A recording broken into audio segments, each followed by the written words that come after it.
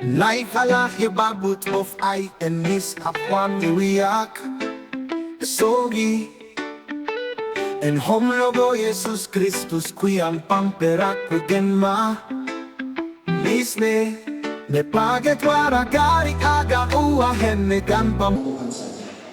Kita buka firman Tuhan dari tema yang ada di depan Bapak Ibu, yang ada di belakang saya. Satu ayat saja kita baca dulu, Roma pasal yang ke-1 ayat yang ke-4. Nanti kita sandingkan dengan Markus pasal 15 ayat 1 sampai dengan ayat yang ke-8. Roma pasal 1 ayat 4. Izinkan saya baca buat kita semua. Minta maaf Bapak Ibu, saya gunakan Alkitab terjemahan baru 2. Jadi ada beberapa kata yang nanti kalau saya baca berbeda dengan Alkitab di tangan Bapak Ibu, tidak ada yang salah. Cuma ini versi yang diperbaharui. Sehingga ada beberapa kata bahasa Indonesia baku yang sedikit berbeda. Roma pasal 1 ayat yang ke-4. Dan menurut Roh kekudusan dinyatakan oleh kebangkitannya dari antara orang mati bahwa dialah anak Allah yang berkuasa, Yesus Kristus Tuhan kita.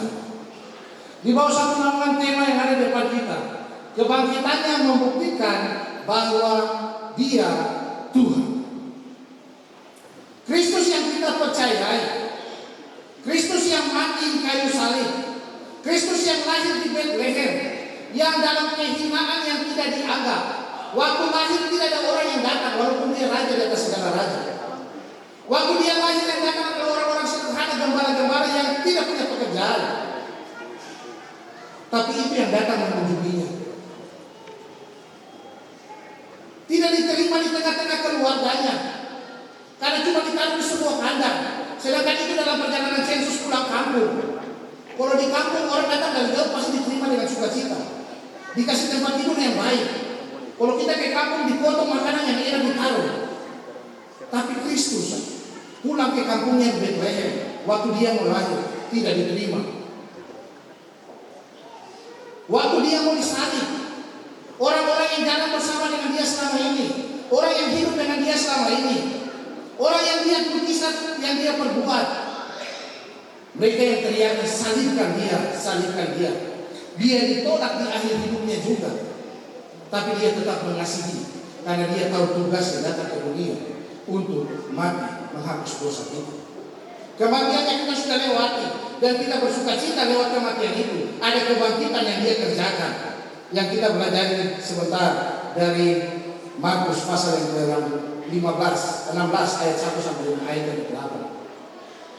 Di situ menceritakan kisah bagaimana Yesus dalam kebangkitannya. Bagaimana Maria Magdalena dan ibu-ibu yang lain pagi-pagi benar setelah hari Sabat mereka pergi ke kubur Yesus. Dalam perjalanan mereka sudah mulai bicara, siapa yang nanti kasih piring batu itu? Batu besar yang tutup itu siapa yang kasih pindah? Bahwa kita bisa masuk ke dalam untuk meninggalkan tubuh Yesus. Dalam kehidupan kita sebagai orang percaya, kita selalu menuntut bukti kalau hal itu benar terjadi. Waktu kita mulai cerita, kita akan mulai bilang, buktinya ada. Waktu bukti ada itu baru orang mulai percaya, oh benar kejadiannya benar terjadi. Oh yang dia cerita bukan omong kosong, bukan hoax. Selalu kita meminta sesuatu bukti dari semua hal yang dibicarakan. Firman Tuhan memberikan bukti dengan jelas kebangkitan Kristus itu benar terjadi. Firman Tuhan dengan jelas dalam Markus menceritakan bagaimana ada saksi dan ada bukti kebangkitan itu. Dalam kehidupan kita waktu orang cerita kita selalu minta, siapa yang ada saksi di situ dulu? Kalau ada saksi berarti ceritanya betul. Kalau tidak ada saksi berarti cerita karang-karang. Terus yang kedua buktinya apa? Dan bukti itu tercatat dengan jelas dalam kitab-kitab ini. Bahkan dalam Markus di sini ceritakan waktu mereka sudah jalan ke sana, bicara soal siapa yang gulingkan batu. Tapi mereka waktu sampai di kubur, batu sudah terguling. Dan saat mereka masuk ke dalam, mereka lihat kain lenangnya itu sudah ada terlipat rapi, tapi mayat tidak ada. Ada ketakutan dalam diri mereka, tapi ada sosok yang tampil di situ dan bilang, siapa yang kamu cari? Yesus orang Nazaret yang disalibkan itu sudah dibangkitkan, dia tidak ada di sini. Sekarang pergi dan sampaikan berita itu. Kita sudah mempercayai Kristus bangkit. Perintah yang sama juga datang kepada kita. Kita harus sampaikan berita kebangkitan itu kepada orang-orang di sekitar kita. Berita kebangkitan itu tidak cukup sampai kepada kita, tapi harus sampai kepada orang di sekitar kita, agar orang lain juga percaya, orang lain juga yakin bahwa benar Kristus sudah bangkit. Yesus yang kita percayai sudah bangkit. Dan kebangkitan itu ada bukti yang dikerjakan oleh Tuhan. Bapak Ibu jemaat Tuhan yang terkasih, saat kita berbicara soal kebangkitan dan membuktikan bahwa Yesus itu Tuhan, dan sesuai dengan subtema di mana saat kita tahu Yesus sudah bangkit, kita sudah punya bukti bahwa Dia Tuhan, kita harus mengalami kuasa kebangkitan. Kuasa itu harus tinggal dalam diri kita. Dan yang kedua, kita setia mengiring Tuhan selalu. Semua itu butuh bukti untuk mendapat meyakinkan orang lain.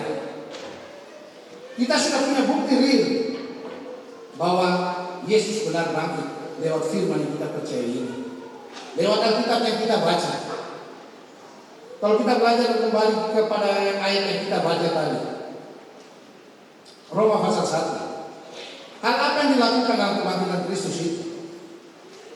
Ada pengakuan yang Paulus tulis tentang siapa Yesus yang dia percayai. Surat Roma ada sesuatu yang ditulis oleh Paulus secara spesifik tentang siapa itu Yesus.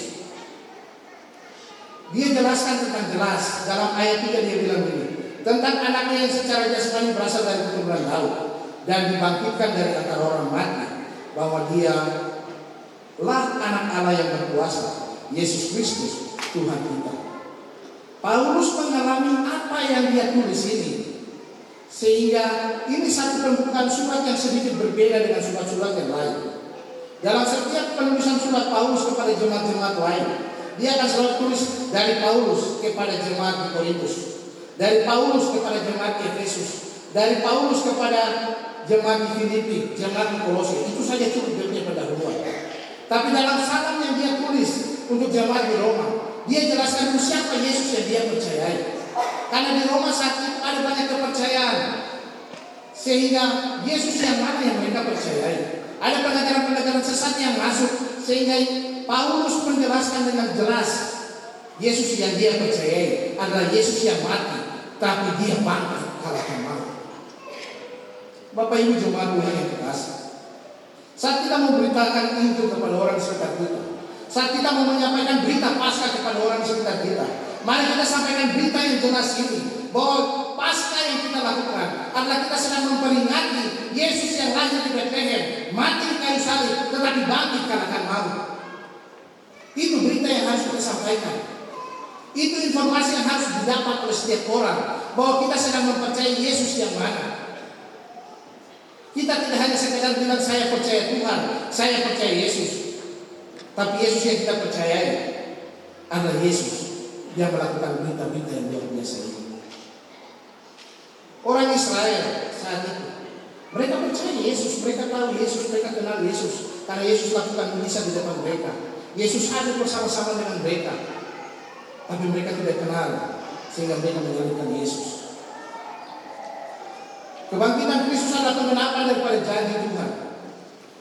Yesus sudah berjanji semenjak manusia jatuh dalam dosa, kita melihat dari Kejadian pasal 3. Janji yang beribu-ribu tahun yang lalu, yang dinanti-nantikan, Kristus tepati itu. Yesus tepati itu membuktikan bahwa apa yang Allah janjikan adalah janji yang pasti ditepati. Kebangkitan adalah bukti bahwa keilahian Allah itu terjadi. Dalam ayat 3 diceritakan tentang bagaimana Yesus secara manusiawi yang terbatas, yang hanya bisa hadir saat itu kalau di Yerusalem, ya di Yerusalem saja, tidak bisa ke tempat lain. Yesus yang secara jasmani terbatas, waktu dia dalam perjalanan dia bisa sakit, dia bisa lemah, dia bisa lapar, dia bisa sedih. Dalam semua keterbatasan sebagai manusia, dia harus mati dan harus bangkit dalam keilahian, kealahannya, sehingga tidak ada lagi batasan yang bisa membatasi kehidupannya. Kristus setelah bangkit dari maut, dan kita akan rayakan dalam 40 hari ke depan kebangkitan Kristus, kenaikan Yesus. Waktu dia naik, sudah tidak ada lagi alam yang bisa menahan dia. Tidak ada tembok lagi yang bisa menutupi dia. Dia bisa ada di mana saja. Ada di Yaukimo, ada di Wamena, ada di Jakarta, ada di Amerika, di waktu yang sama. Karena dia Allah dalam keilahiannya. Bapak Ibu jemaat Tuhan yang terkasih, kebangkitan itu membuktikan bahwa dia benar Allah yang berkuasa atas maut. Dia setia dengan janjinya. Apa yang sudah dia janjikan dalam perjanjian lama, dia tepati di perjanjian baru. Bahwa kesetiaan Allah itu kekal, tidak akan pernah berubah. Kita hidup dengan janji-janji yang Tuhan berikan buat kita. Kebangkitan itu membuktikan bahwa janji itu kekal, tidak ada lagi batasan. Karena dia hidup kekal selamanya. Roma pasal 8 ayat yang ketiga bilang begini. Sebab apa yang tidak mungkin dilakukan hukum Taurat karena tidak berdaya oleh tabiat daging, telah dilakukan oleh Allah dengan mengutus anaknya sendiri dalam daging, supaya serupa dengan daging dan dikuasai dosa. Dan untuk menghapuskan dosa, ia telah menjatuhkan hukuman atas dosa dalam daging ini. Kristus sudah jadi manusia dan mati di kayu salib untuk semua dosa yang kita perbuat. Baik dosa yang dulu kita buat, dosa yang sekarang kita buat, mungkin besok kita buat dosa lagi. Selama kita masih datang minta ampun kepada Tuhan, dosa itu diampuni dan perjanjian itu kekal. Selama kita mengaku dosa kita, Allah setia dan adil. Dia akan ampuni dosa itu. Kalau dosa kita sudah diampuni, mari kita jaga itu dengan kesetiaan kita kepada Tuhan. Jaga kehidupan kita dengan terus setia melayani Tuhan, setia beribadah kepada Tuhan, setia dalam semua tanggung jawab yang Tuhan beri buat kita, baik sebagai aparat negara maupun sebagai jemaat Tuhan.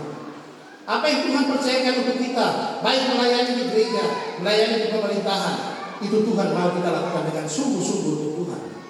Membuktikan bahwa benar saya, orang Kristen yang percaya Yesus, melakukan itu untuk Yesus dan melakukan dengan setia. Allah mengerti keadaan kita sebagai manusia, sehingga dia pernah lahir sebagai manusia. Dia tahu bagaimana itu rasa sakit, dia tahu bagaimana itu rasa sedih, bagaimana itu haus. Dia sudah mengalami itu semua. Dia bukan hanya menjadi manusia, tapi dia merupakan anak Allah sendiri, yaitu Tuhan. Dan natur itu tidak pernah hilang dalam dirinya. Makanya saat dia jadi manusia, dia masih bisa mengadakan mujizat, masih bisa mengampuni orang berdosa, dan sampai akhirnya dia harus mati di kayu salib untuk segala salah dan dosa kita. Kebangkitan Yesus membuktikan bahwa dia benar Tuhan yang kekal, yang tidak ada batas dan berkuasa selama-lamanya. Makanya ayat yang keempat dia bilang begini, dialah anak Allah yang berkuasa. Kekuasaannya kekal. Kita di dunia ini punya batasan semua, tidak ada yang kekal. Waktu kita menjabat, ada periode yang menentukan kita. Di gereja pun demikian. Kita jadi gembala sesuai dengan aturan gereja, ada batas waktu kapan kita selesai jadi gembala. Kita punya rumah, kita punya mobil, ada batas waktu kapan rumah itu harus kita perbaiki. Kita punya kendaraan, kapan waktu kendaraan itu harus diperbaiki. Tapi saat kekekalan itu ada, dan Kristus punya kekekalan itu lewat kehidupannya, lewat kebangkitannya. Waktu dia bangkit, dia hidup kekal selama-lamanya. Dia Tuhan yang berkuasa. Kuasanya tidak terbatas dan kuasanya kekal. Itu yang kita percayai. Di tengah situasi dunia yang sudah tidak menentu saat ini, ada berita banyak sini sana yang membuat kita juga dalam ketakutan, kebimbangan, apakah akan ada krisis lagi atau tidak, apakah ekonomi akan baik atau tidak, keuangan mulai sulit, harga-harga mulai naik. Ada ketakutan, tapi ada janji kesetiaan Tuhan buat kita yang kekal, yang akan menyertai kita. Dia berkata, burung di udara saja dia pelihara. Masakan kita yang merupakan buatan tangan Allah sendiri. Kita dibentuk oleh tangan Allah sendiri. Tuhan pasti akan memelihara kita.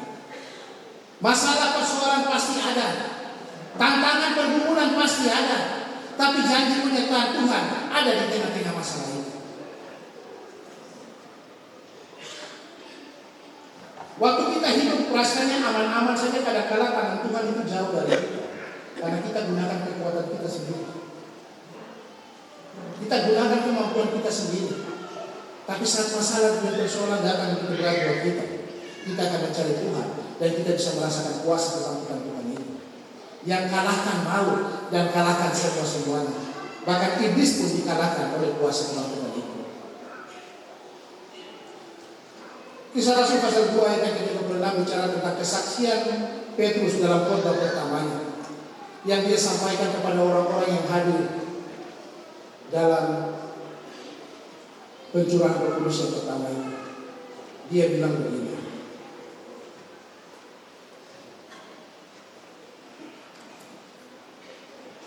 Kisah Rasul 2 ayat 36. Jadi seluruh kaum Israel harus kamu tahu dengan pasti bahwa Allah telah membuat Yesus yang kamu salibkan itu menjadi Tuhan dan Kristus.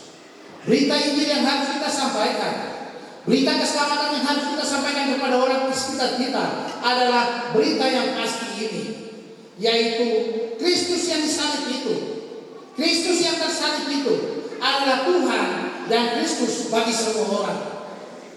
Tidak terbatas bagi kita yang agama Kristen, tapi Kristus dan Tuhan itu adalah penyelamat bagi semua orang, semua suku bangsa, semua yang mau percaya kepada Yesus. Mereka harus terima itu dan mendengar itu agar kita sama-sama diselamatkan dalam kekekalan yang Tuhan siapkan buat kita.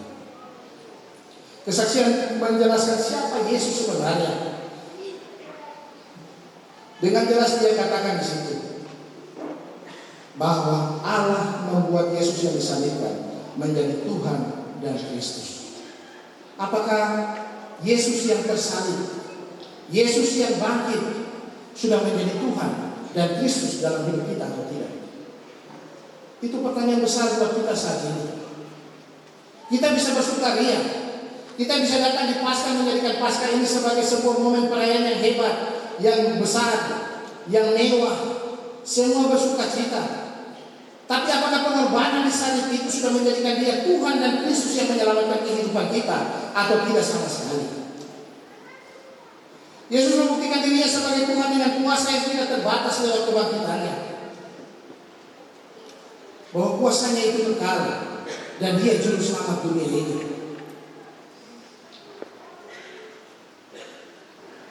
Sebagai anak Allah, sebagai Tuhan, dia memiliki kuasa secara khusus untuk terus menolong kita dan menyertai kita. Dan pertanyaannya, bagaimana kita bisa mengalami kuasa itu agar kita terus hidup dalam kuasa kebangkitan itu dan terus setia kepada Tuhan. Untuk mengalami itu, dan Roma pasal yang ke-1 ayat 5 dia bilang begini, dengan perantaranya kami menerima anugerah dan jabatan rasul demi namanya, untuk menuntun kamu semua bangsa supaya mereka percaya dan taat. Kunci untuk bisa mengalami kuasa kebangkitan itu adalah kita harus percaya dan taat. Percaya kepada siapa? Percaya kepada Yesus yang disalib itu adalah Tuhan. Percaya dia adalah juru selamat kita. Percaya bahwa Tuhan yang disalib itu, Yesus itu, kami percaya dia sebagai Tuhan dan juru selamat saya. Saat kita menjadi percaya, yang kedua dituntut di situ adalah kita harus taat kepada dia. Taat dan setia kepada dia. Apa yang Alkitab perintahkan buat kita lakukan, mari kita kerjakan itu dengan sungguh-sungguh. Jadikan Alkitab sebagai pegangan hidup kita, agar nama Tuhan dipuji dan dipermuliakan. 1 Korintus pasal 15 ayat 7 bilang begini. Selanjutnya ia menampakkan diri kepada Yakobus, kemudian kepada semua rasul. Yang paling akhir dari semuanya itu yang menampakkan diri juga kepada aku, sama seperti kepada anak yang lahir sebelum waktunya. Sebab akulah yang paling hina dari semua rasul, bahkan tidak didaya disebut rasul karena aku telah menganiaya jemaat. Paulus berpesan di sini bahwa dia sebenarnya tidak layak disebut rasul. Semua rasul sudah melihat kebangkitan Yesus, dan Paulus terakhir pun merasakan itu. Sebagai seorang penganiaya jemaat, sebagai seorang yang sangat jahat, yang dianggap oleh orang-orang di sekitarnya bahwa dia tidak layak, Yesus menghampiri dia dan Yesus menyelamatkannya. Seringkali dalam kehidupan kita seperti itu, sama seperti Rasul Paulus yang merasa tidak layak. Karena kita merasa kebangkitan Yesus itu tidak layak buat kita. Kita manusia paling berdosa. Saya punya banyak salah, saya punya banyak dosa. Tapi dari kesalahan dan dosa itu, Yesus mati buat itu. Dan Yesus bangkit untuk mengalahkan itu. Tidak peduli seberapa besar dosa yang kita buat. Paulus menggambarkan bahwa dia seorang penganiaya jemaat. Dia orang yang waktu ada jemaat mula-mula berdiri, dia akan ke sana tutup gereja. Ke sana melarang ibadah. Kalau melawan, dia akan berdiri dan bilang hukum mati, lempar dengan batu. Seorang yang sangat militan dan keras, tapi Tuhan mengubahkan dia. Tuhan tidak melihat seberapa buruknya engkau, tapi Tuhan mau engkau diselamatkan dan engkau dipulihkan. Itu yang sudah Tuhan kerjakan saat kita percaya Dia Yesus dan Dia Tuhan. Ayat terakhir buat kita, Roma pasal yang ke-8.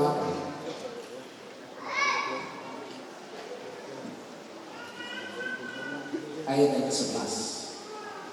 Roma pasal 8 ayat 11 dia bilang begini.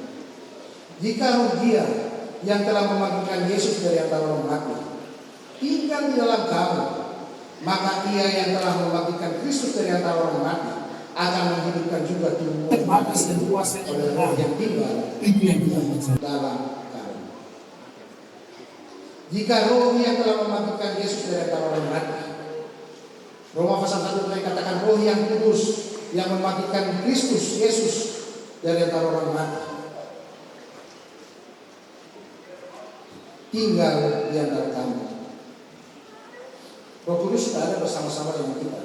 Pertanyaannya, kita menggunakan Roh Kudus itu atau tidak? Atau kita gunakan roh yang lain? Waktu Yesus bangkit, Dia naik ke surga, Dia bernyanyi yang kita sebut hari Pentakosta, tuntunan Roh Kudus. Roh itu sudah tinggal bersama-sama dengan kita. Dia ada di antara kita. Yang bangkitkan Kristus itu, Dia juga suatu saat akan bangkitkan kita.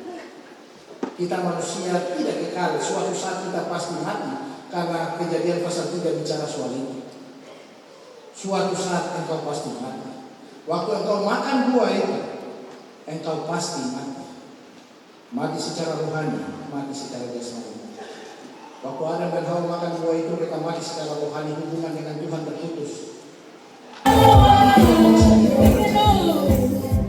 Tuhan selalu berinisiatif untuk ketemu dengan kita, tapi kita selalu menjadi Adam dan Hawa yang selalu bersembunyi. Tuhan lagi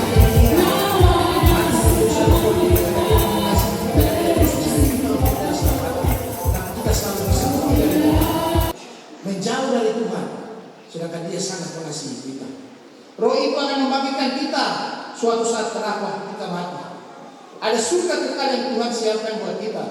Karena dalam ayat yang ke-34 jelaskan itu, Dia bilang begini. Dan Roma pasal 8. Kristus Yesus yang telah mati, bahkan yang dibangkitkan dulu di sebelah kanan Allah dan akan memohon untuk kita juga. Kristus Yesus yang sudah mati, bahkan yang dibangkitkan sekarang ada dulu di sebelah kanan Allah. Dia menjadi perantara antara kita dengan Bapa di surga. Tapi saat kita tidak percaya kepada Dia, maka Dia bukan perantara kita. Kita selalu bilang kalau kita punya orang dalam itu semuanya pasti aman. Selama ada orang dalam itu semuanya pasti sukses. Selama ada orang dalam itu pasti semuanya lancar saja. Kristus ini orang dalam di surga. Kenapa kita tidak percaya Dia? Kita percaya orang dalam yang di dunia itu lebih. Semua kita bisa berbanding untuk orang dalam di dunia. Dia minta apa kita kasih. Di situ hal taruh. Dia bicara apa kita dengar, kita percaya. Padahal belum tentu kita benar. Melayani bersama-sama. Tapi Kristus yang adalah Tuhan yang dibangkitkan, yang merupakan orang dalam kita di surga, kita tidak mempercayai dengan sungguh-sungguh. Pertanyaan besar buat kita semua jemaat Tuhan yang dikasih. Maukah kita percaya Kristus sebagai Tuhan dan Juru Selamat kita, atau kita hanya percaya Dia sebagai Yesus yang disalib untuk dosa kita, dan kita tidak mengikut Dia dengan sungguh-sungguh. Ikut Tuhan dengan setia itu kunci daripada kita mengalami kuasa kebangkitan Tuhan. Untuk mengalami kuasa kebangkitan dan kesetiaan kita, Mari kita datang setiap hari kepada Tuhan. Kalahkan rasa malas itu. Kalahkan rasa takut kita. Karena rasa takut dan rasa malas akan selalu ada, tidak akan pernah hilang. Semua kita punya rasa malas. Malas bersekutu, malas berdoa, malas baca kitab, itu pasti ada. Kalahkan itu, agar kuasa kebangkitan itu ada dan kita didapati Tuhan setia dalam kehidupan kita. Jangan kita tinggal dalam kemalasan dan rasa takut itu. Tuhan sudah berjanji untuk menyertai kita. Dia ada di depan kita dan ada kemenangan di depan kita. Mari terus percaya dan taat kepada Tuhan agar Tuhan dapat kita setia sebagai anak-anak Tuhan yang dikasihi oleh Tuhan. Bapak Ibu jemaat Tuhan yang terkasih, Kristus sudah mati, sudah bangkit, dan Dia Tuhan. Mari percaya itu dengan sungguh-sungguh. Pegang itu di tangan kita, di hati kita, dan di kehidupan kita. Kalahkan rasa malas yang ada, kalahkan rasa takut yang ada. Terus setia melayani Tuhan, terus setia berdoa, terus setia baca kitab. Karena di situ ada kemenangan, di situ ada kuasa. Kalau kita cuma malas-malas, kemenangan dan kuasa, kita tidak akan pernah rasakan dalam hidup kita.